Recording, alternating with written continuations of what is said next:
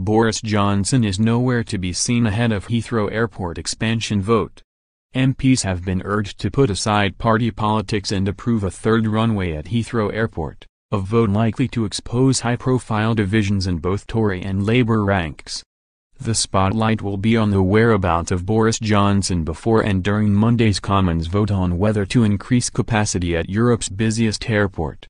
The Foreign Secretary, a long-term vocal opponent of the expansion, will make a trip abroad that will keep him away from the division lobbies as other conservatives face a three-line whip in favor of the plan.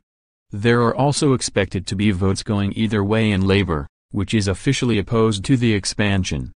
Jeremy Corbyn has allowed MPs a free vote on a measure that is supported by trade unions and his shadow chancellor John McDonnell, whose Hayes and Harlington constituency is nearby. Transport Secretary Chris Grayling urged MPs of all parties to back the biggest transport decision in a generation. He said, "Successive governments have wrestled with the issue of Heathrow expansion, but never before has Parliament held a vote on this project. At stake are thousands of new jobs and the country's ability to compete on an international stage and win new global trade." He made 5 pledges over the Heathrow expansion. The long-running saga over whether to expand Heathrow or Gatwick, or build a new airport as wanted by Mr. Johnson, has already sparked resignations in the Conservative Party. Richmond MP Zach Goldsmith quit as an MP in October 2016 in protest at government support. He stood as an independent in a by-election, but lost to Lib Dem Sarah Olney before rejoining the Tories and retaking the seat at the 2017 general election. And last week, Chelsea and Fulham MP Greg Hands quit as International Trade Minister to oppose the airport expansion.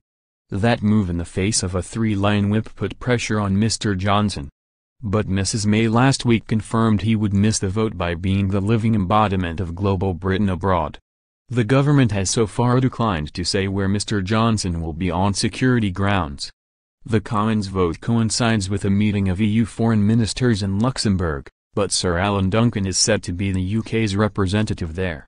Mrs. May told reporters last week, "The Foreign Secretary early next week will be what I would describe as the living embodiment of global Britain.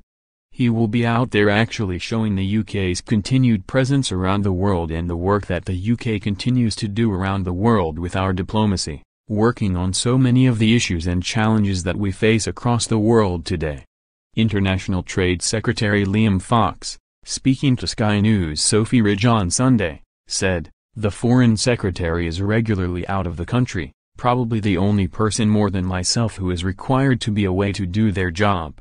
I'll happen to be there, but I was away last week."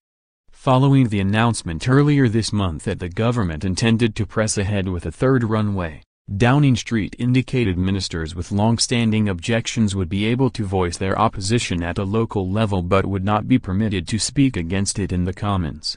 Ahead of the vote, officials said the expansion of Heathrow would create 114,000 extra jobs in the area around the airport by 2030, with an extra 16 million long-haul seats by 2040. It would represent the first full-length runway in the southeast since the Second World War, the Department for Transport said. Opponents have attacked the scheme on environmental, noise and financial grounds, with Friends of the Earth saying it was morally reprehensible and would see the enlarged Heathrow emitting as much carbon as the whole of Portugal. Greater Manchester's Labour Mayor Andy Burnham urged the Prime Minister to guarantee funding for transport projects in the north, including rail, saying the government's focus has drifted southwards once again. He said that the Brexit referendum had been a clear instruction from the British people to rebalance our economy and our country, adding, "The great risk of pressing ahead with the expansion of Heathrow is that it does the exact opposite. It could suck more activity and investment into the capital and leave the North waiting even longer for its promised northern powerhouse." If you have a story for our news team, email us at webnews@metro.co.uk. You can also follow us on Facebook and Twitter.